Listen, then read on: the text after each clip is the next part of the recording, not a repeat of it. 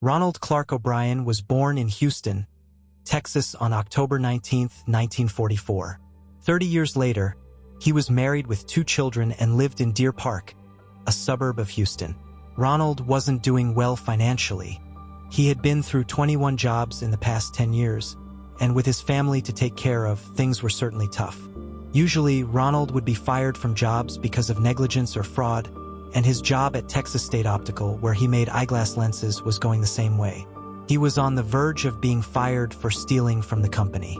This would only add to his financial strains, as he was already over $100,000 in debt, which, adjusted for inflation, would be over $600,000 nowadays. Sometime in the late summer to early fall of 1974, Ronald began crafting his insidious plan that would stain Halloween for years to come. He began talking to customers in his shop and people around town about cyanide, where to get it, how much is lethal, and things like that. In early October, he even visited a chemical outlet in the nearby city of Houston, just a 20 or so minute drive from his home, to buy cyanide. When he found out the smallest size he could buy was 5 pounds, he left. Around this same time, Ronald took out various life insurance policies on his 2 children, 8-year-old Timothy O'Bryan and his 5-year-old sister Elizabeth O'Bryan. All in all, these policies were supposed to be enough to pay off his massive debts. Ronald's wife Daneen would testify in court that she knew nothing about these policies. Only a $10,000 policy they got through a bank club that she urged him not to get.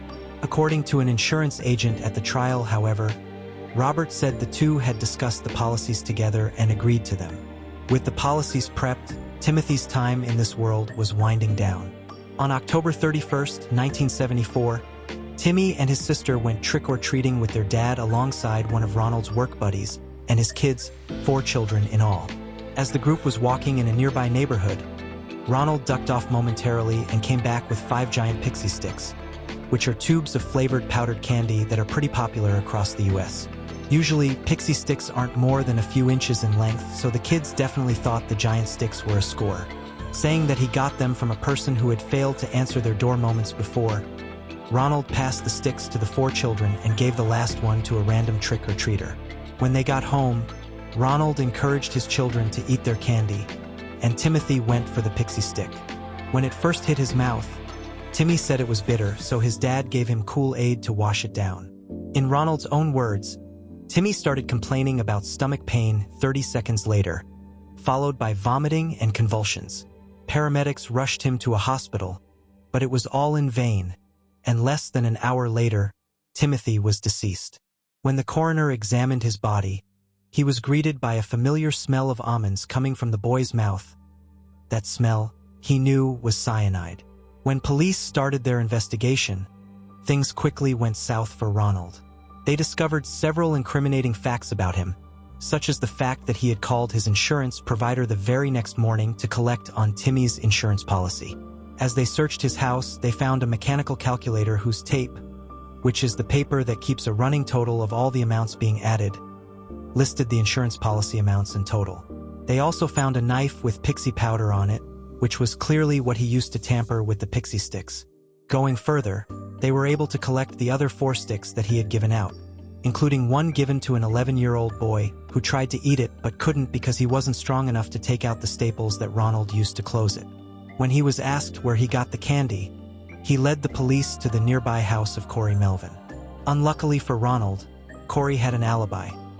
He was a supervisor at the nearby Hobby Airport and had not arrived home on Halloween until 11 p.m., well after the children went home.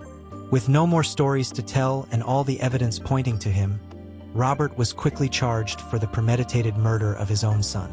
Once the trial began, Ronald's luck went from bad to abysmal. Even his own wife testified against him, saying that when Timmy died he beat the wall and asked out loud why an 8-year-old boy had to die, but that she didn't see any tears. In other words, he was faking it. With all the evidence against him, it didn't take long for the jury to come to a decision. After just an hour of deliberation, they unanimously decided that Ronald was guilty and sentenced him to death. Maintaining his innocence till his last breath, Ronald appealed his case several times, even to the United States Supreme Court. However, his sentence was upheld, and he was put to death by lethal injection on March 31, 1984, almost 10 years after the crime. He donated his eyes for research and cataract surgery and had a well-done steak with a Boston cream pie as his final meal. Ronald's horrendous actions shocked and scarred a lot of people, not the least of which were his own family. His wife quickly divorced him, and she forbade their daughter from seeing him while he was on death row. Elizabeth, now in her 50s, has started a family of her own, though her brother's death will be a permanent fixture in her life. For millions, both in America and outside of it, the case was horrifying. Not only did he poison his own son, but he attempted to poison 4 other children as well. Halloween was ruined for years, especially in Deer Park where it happened. Nationwide, people were suddenly more interested in their children's candy than ever, with some agencies even putting out tips on how to spot candy that had been tampered with.